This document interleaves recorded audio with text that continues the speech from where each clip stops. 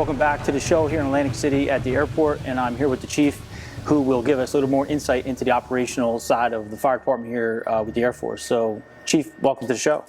Thank you for having me today. I appreciate it very much. Chief, tell everybody who you are. My name's Senior Master Sergeant Joe Sparatio. I'm an installation fire chief here at the 177th. So, Chief, talk to me a little bit about pretty much the day-to-day operations of a firefighter here at the base. We have the 48-hour shifts. We make sure we have our truck checkout every morning. We hold a roll call, get a good pass on from the shift before.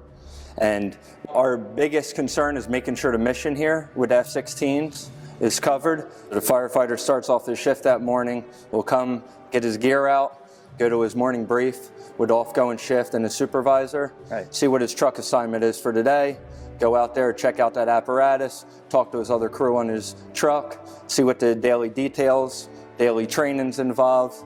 Most importantly, they'll see what they're doing that day for their lunch and dinner. Right. It's very, That's a very important thing. It is a very important thing. Right. We got to maintain the mission 24/7. Right. So there's constant things that go through the day. So to talk about how important it is, your mission here, especially with the F-16s on location. I mean, that's a tremendous amount of responsibility for the fire department. Talk to me a little bit about that. Like, how do you tell your firefighters as chief about that responsibility? So they understand the whole reason why we're here is to maintain them aircraft flying. Right. So our mission never stops. 365, we always have to maintain the coverage. For the aircraft in the air, we're here on the ground. And it doesn't just stop with that. You also are responsible for any type of fires here as well. I mean, recently you had a field fire, brush fire that you guys had to deal with. That's correct. Talk to me about that. So we had a wildland fire just last year at the beginning of the year. We responded out there with our mutual aid and automatic aid departments.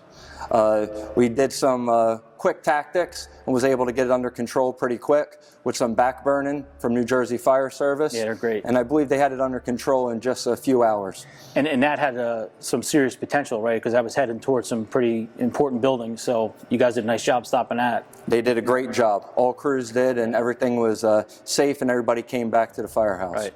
And that was an early morning job, right? It happened like 2 or 3 in the morning. That happened. That is correct. Yeah. So it's something like wake up and go right to work. It's that's just like every other fire service in America. It's the same deal. Now here in the Air Force, you have firefighters that are obviously, they come back from overseas deployment and they come back into the firehouse setting. Is that what we have? That is correct. Yeah. So we have right around 35 drill status guardsmen that have a civilian job and come here 1 weekend a month. Okay. And will do their firefighter duties as a member of the Air National Guard. So it's really awesome for the civilian staff to be able to have training from all over the world, essentially, into one building, one facility, and these guys are working with each other. One of the firefighters I spoke to at the table was telling me that, because of the reserve aspect of it, they're firefighters from Boston and all the other cities, major cities, and they all get to work together. So it's got to afford for major training and really good training. Yeah, it brings a lot of different players to the game, a lot of different ways how to skin a cat. Absolutely. But at the end of the day, everybody's trying to tackle the same task. Yeah. So the experience level is above and beyond. Right. What's the experience been like for you personally, being involved in something like this, and as chief? It's great. This is the only job I ever had. I've been in the fire service since I've been 18 years old.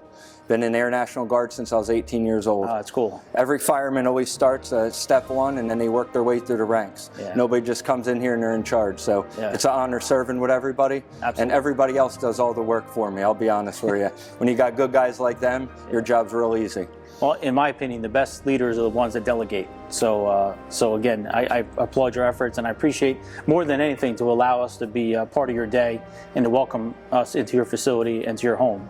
So I appreciate it. Well, thank you very much. We really appreciate you guys coming here and interviewing Captain Beckett. Yeah, he's doing an awesome job, and for you, we won't need any subtitles, which is cool.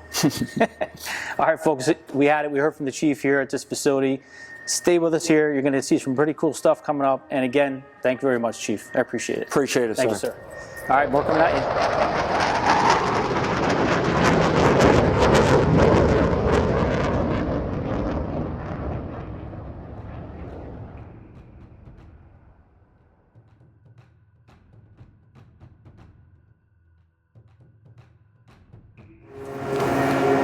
Hey guys, welcome back to PintheQ Productions, PintheQ Podcast. Really cool episode here at Military Installation. This is our very first one. Adam, I couldn't think of a better person to do it with, so so welcome to the show. We're in Atlantic City, New Jersey. Clearly the, which is pretty cool, the Jersey Devils. It is. Yeah, it's pretty cool, synonymous with the area, which is really awesome also. Yep. Adam, you have a pretty interesting story, unlike anyone else we've ever had on the show, which is the reason you're here, and I think a lot of the folks are going to like this because you have a pretty unique story. Before you get into that, I know who you are, but why don't you tell everybody who we are? Okay, so Adam Beckett just actually got recently promoted to captain. Congratulations. At the installation, thank you. 177 Fighter Wing Fire Department. Obviously, you can tell from my accent, I'm originally from England. Was on the job over there too. So yeah, this is pretty unique. Super excited to be interviewed because I know you've interviewed a lot of, really cool people in the past. And now another one, another cool person. Thanks. From volunteer departments to paid departments to people that I actually know personally. John Novak. Right. So yeah, really cool. So let's get right into this, Adam. Why don't you walk us through how this all kind of started for you? Because in the UK, it's obviously a little different from here. So how did this all start? So I originally joined the fire service in 2000. Over there, it's more paid on call. There's not so many volunteer departments as there is here. Right. So paid on call, the customer's retained, it's more part-time. And then they still have the full-time stations. So I joined, like I said, in 2000, did 2 weeks of training, and then like 3 or 4 weekends, and then updated training all the time. Right. Started my career in a very quiet rural department. So a lot of like animal rescues, MVAs, bonfires, that sort of thing. Then I actually moved into the edge of the city. Different types of incidents we responded to then. You still had the countryside, right, the rural part of it, but you actually had the city, the fully involved warehouses, the buildings, the bigger buildings, the high rises, So that was for last year Fire and Rescue. I was there for 7 years, and while I was actually doing that, I was always trying to get into a full-time position. Right. And I was lucky enough to be hired by the Ministry of Defence. Worked at RAF Alconbury Molesworth. Again, great people to work with, great shifts, great stuff. But it was all American equipment, all mostly British people. All the chiefs were Americans. But most of the personnel on the department were actually, British firefighters. Okay. Went for a 14-week basic to get there. Of that, 4 weeks of it was crash, aircraft rescue, ARF rescue. Right. Then 2007, I made the transition across the pond, as you guys call it, and moved to the States. That held me up a little bit because as soon as I moved over here, green card, citizenship, so I was off the job for 5 years. And when you're off the job for 5 years, you actually realize how much you miss doing what you love to do. So part of that time I went down to do a firefighter course in South Carolina. Okay. Because my certs from overseas weren't recognized for the ARF side of things. Some of the American certs I did were, but the ARF wasn't. Right. So I did that. It was 5 years before I actually got on again, and I actually applied straight away as soon as I got my citizenship. And so crazy story, I actually got a job offer, got a job offer in Massachusetts, 104th. It's an alert mission. It was Barnes Air National Guard base up in Westfield, Massachusetts. Right. 226 miles round trip round trip there, 226 back. So a lot of traveling, went through multiple vehicles. Was only going to do a couple of years up there, ended up doing 3 years up there. Again, fantastic group of guys, people up there working, great shifts, great department, learned a lot. Big thanks to a lot of the people up there. So like I said, from 2013 to 2016 I was up there. Then I interviewed for a job in New York State at Stewart. Okay. Totally different scenario there, a lot more heavies. The 104th was a fighter wing, F-15s. Stewart Air National Guard Base was C-17, C-5, wow. C-130, so a lot of the heavies. Right. They do a lot of refurb on the C-5s up there. Their main aircraft is C-17s. So for me, it was a fantastic experience because you got different aircraft, and yeah, it was really good. And what's interesting about everything you just told me was that you just kind of skimmed right through that, like it was no big deal. You had to commute a little bit, Like when I think of commuting, I think of like an hour commute to and from work, and maybe doing a 12-hour tour and coming back. But how long was your commute? So to Massachusetts, it was like 4 hours. Okay. So I used to leave my house 1:30, 2 o'clock in the morning to be there for 7 a.m. Okay. So that tells me a lot about your character. Right. 1. 2, it tells me a lot about your perseverance and dedication to want to do something that you care so much about. Not too many folks could do what you're doing. No, I want to say it was tough. And, it was. What kind of pressures did that put on your family life? A lot. Yeah, I was away for a couple of days here, a couple of days there. So it started working really well for me because there was actually a guy in New York. His wife was going to Colombia, so he was on a different shift to me, so we could switch shifts, and they were good with that, and so everything was good. But that helped a little bit. So you sort of do like 3 days on, a couple of days off, then like 2 or 3 days on again, and then you have a week off. So it worked out pretty well. And in that 5 years that you were, in that transitional period, getting your citizenship, trying to find a job, I mean, what type of jobs did you do in between? So anything from, I worked at Dick's Sporting Goods as, just the sports shop assistant, basically. I worked in a steel shop for a year, doing some fabrication. Wow. And listen, I had no experience at all. I just was lucky enough to get a job there.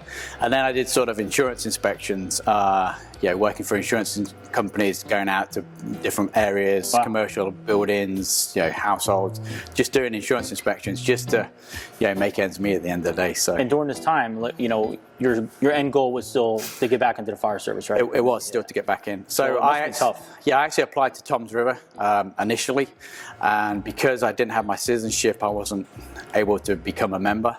And you're speaking about the volunteer fire department of Toms River. Volunteering at Toms River. So as a sort of shortfall, I know the American side of things, from being overseas, was very medically based. So I went and got my EMT. Smart. So I was a member of Eastover for a couple of years. Learn a lot, some really great people there. And I've been very fortunate that I've worked with some fantastic people. Absolutely, yeah. Everybody that's helped out, and so I'd like to thank everybody for that too. But. And that's important that you're doing that, to thank everyone. But I mean, we're looking at your story as pretty remarkable. Not a lot of people would have that type of perseverance to stay with something so long, and then to make that jump across the puddle must have been trying. It was very different initially. It's little things that you don't even think of, sort of things like, your meal time's different. Right. So your breakfast is at a different time. Your lunch is at a different time. Your sleeping pattern's a little bit different. Right. And I wasn't able to do anything for 6 months, so I was coming from 2 jobs down to nothing. And it was summertime, so it was great, but. Right, because you can't initially work. Can't initially work till you get, until you sort get of, your card, right. So you get a social security number, and then you get a green card, and And what was that process like for you? I mean, because not a lot of folks know that process. It was tough. We actually hired a lawyer, so we made sure everything went smoothly. Okay. They wanted to know a lot of different stuff, a lot of different background stuff. So a lot of photos were taken, a lot of information was taken, a lot of forms were filled out. We actually had an immigration interview. Okay. I had to have an immigration physical. Just to make sure that my health wasn't. I know a little bit about that because I watched 90 Day Fiance, right. So I get to see a little bit about that in the interview process. It was so I got tested for HIV, right. And my whole physical was done, and you have to pay out of pocket, obviously, but right. What was that cost? What was the? So I think it was like the actual physical was like $140. I mean, the total cost. What would you estimate it as? With the lawyer involved and everything like that. And obviously, not everybody gets a lawyer involved, and we got an immigration lawyer involved.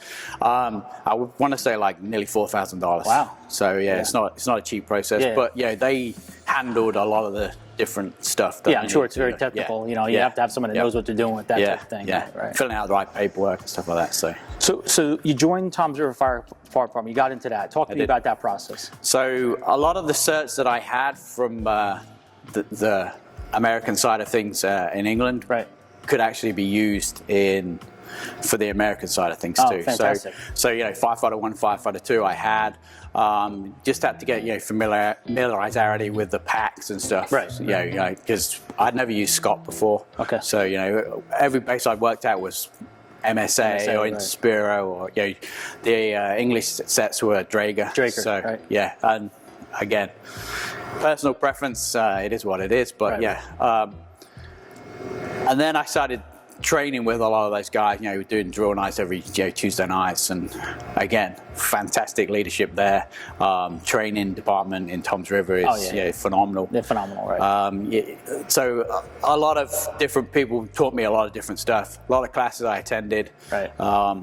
And yeah, being a volunteer is totally unique in itself, I've got to say, because you know, the amount of time and energy and effort that you actually give up to, you know, for the time that you serve your local community, and you know, not getting any paycheck or anything like that. You know, middle of the night, you're getting up on your own. And, it's tough. It's still tough.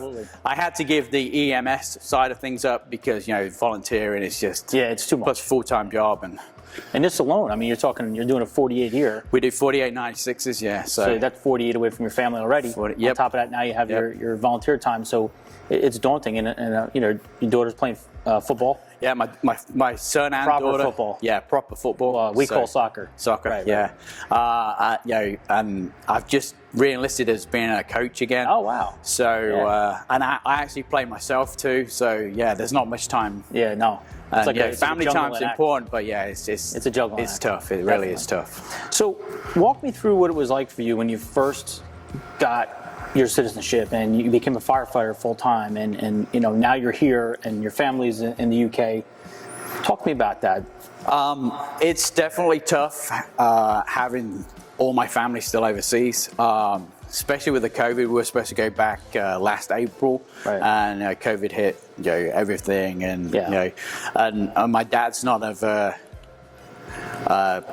health-wise, he's not able to travel very much anymore. So yeah, I hadn't seen my dad in person for like 6 years. Oh wow. My mum and my sister come over all the time, but yeah, he wasn't able to travel. So we actually went back for Christmas, and that's the first time I've actually seen him for 6 years. Nice. So yeah, and I got with some of my friends and colleagues, and yeah, it's good to go out, and yeah, wherever you go in the world, firefighters, fire departments all like to socialize, all like to have a few alcoholic drinks, let's put it like that. Yeah. So well, actually, one of the first questions I asked you when we first initially met was, "Hey, is it true that the beer is warm in the UK?" And you schooled me on that. Yeah. So, yeah. But again, you know, what I love about the fire services is just what you said. So I'll just mimic what you said, and that is that whether it's in the UK or the US, the bond, the relationship the fire department has, the brotherhood. Just here this morning, you know, we broke bread with you guys, and we had breakfast here, and it's just so nice to have that type of communication. And you know, every firehouse kitchen table, we always have almost the same conversation, no matter where you're at. You can solve world problems. Absolutely, we think we can anyway. We try to. Yeah, we do every day. But so, in your opinion, what would be the vast difference between firefighting in the UK and firefighting here in the US?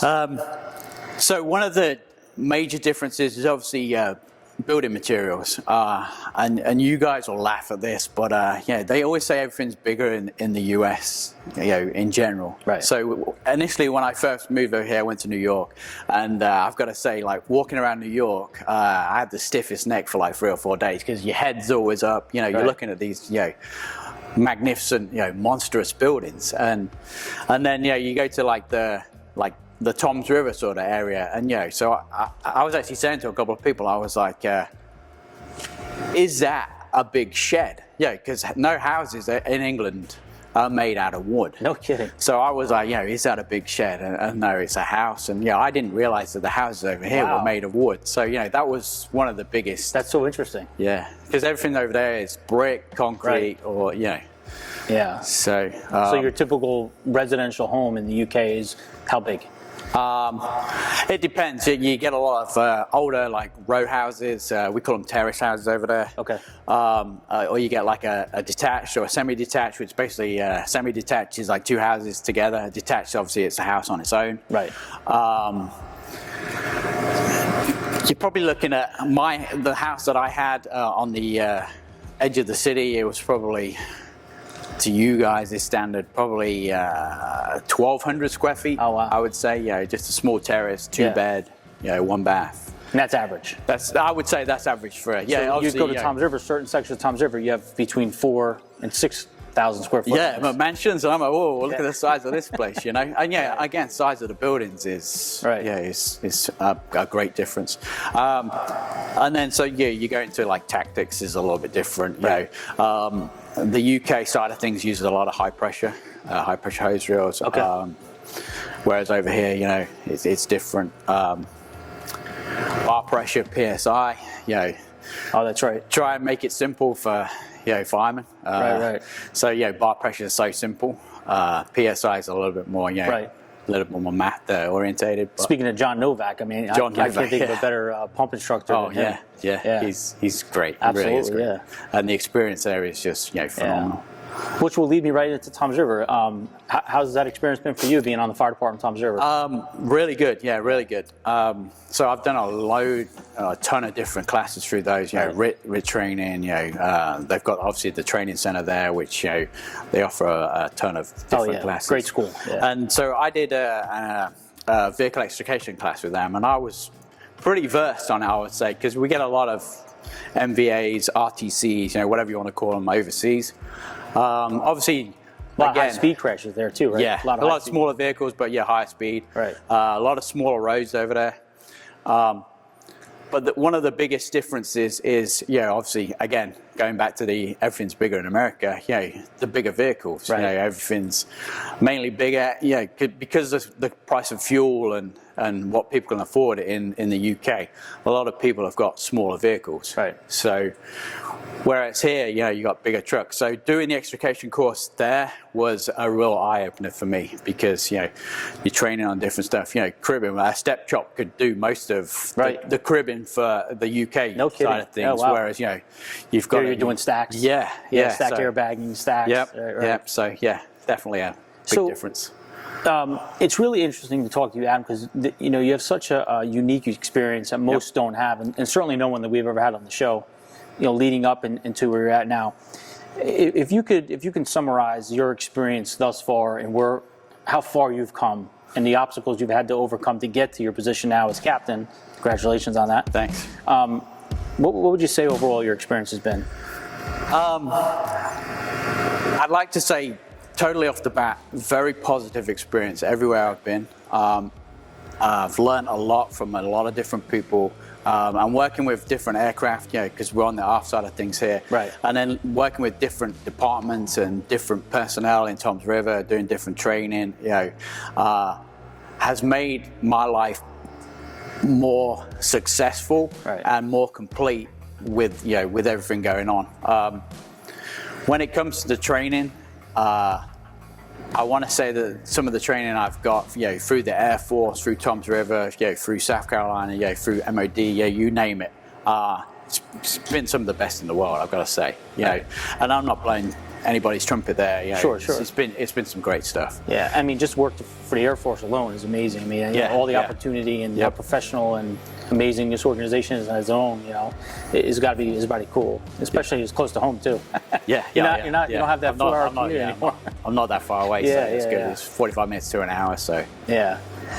I really appreciate the opportunity to talk to you. I mean, your story is so unique and so, honestly, it's moving. For me, admittedly, when we started talking, you told me your story. I was like, man, that is a story not only I want to hear, but I think everyone should hear your story because I think what it does is it tells people that, if you want something bad enough, you drive forward and you get it. And you're a great example of that. Yeah. You just never give up. So the one regret I have is if I was still on the fire department in England, I'd probably have 2 years left. No kidding. Listen, that is what it is. That's my choice. Any other regrets? Not at all. That's great. Don't regret moving over here at all. Don't regret trying as hard as I did to get on everywhere. And the job I'm in now, I applied 3 or 4 times. No kidding. I interviewed 3 times, and there's better people out there. So I accepted that, and it is what it is. But yeah. Well, eventually, your button Got gets my foot in pushed, the door. and it happens for you, and that's what happened with you, and that's good. And some of the guys sometimes still don't understand me. Where's the closed captions? Where's the chalkboard? But yeah. Hey, listen, it was a great experience to talk to you. I mean, I for one appreciate our friendship outside of this, and it was really fun to really hear your story for real. Where everyone else can enjoy it as well. So yeah, I hope so. Hey guys, as we close up here in Atlantic City, New Jersey, Adam, it's been an awesome experience. I mean, we're standing in front of an F-16, so it really doesn't get better than that. What better way to close the show by talk to me a little bit about your experience here being involved with the military. Right. It's a great experience here. Obviously, I'm a US citizen now. And it's awesome being able to work with the military department and work with F-16s and the feeling that you get just standing in front of one of these aircraft is phenomenal. And knowing that we can do something to help the military is absolutely great. So super excited for the interview, super excited to still be working here, and listen, we get to do this nearly every other day, so yeah, it's great. It really is good. I can tell you from my perspective, and also talking to John Anderson here, being part of your day, with the Air Force, and obviously being in front of F-16 and the firehouse, it gives me a sense of pride as an American, and a sense of pride of being involved in something so awesome. And it definitely a first for the show to be standing with men and women that are serving our country. Is certainly it means a lot to me. I know it means a lot to John too. So I can't thank you enough for this opportunity and experience. And my hope is that when people watch the show, they get a sense of what you went through, some of your trials and tribulations to get to the point you're at. But I think it also tells people that you just never give up. Fight for what you want, like you are. And I'd like to thank all the military personnel here today, overseas, protecting and serving the country as they do. And listen, I've never been in the military. I'm lucky enough to work on this installation, so yeah, it's phenomenal. And thank you every day for everything you do. Awesome. And I'm going to mimic you, say thank you to all our servicemen and women every day doing what they do to keep us free. And I think people forget that nowadays, but they need to remember that that flag represents freedom, and that's only because of the men and women that do that work each and every day, especially those folks in the background that don't get appreciated like they should. Folks, thank you so much for this opportunity being in Atlantic City, New Jersey at this installation. We have a lot more coming at you. Stay with us. God bless.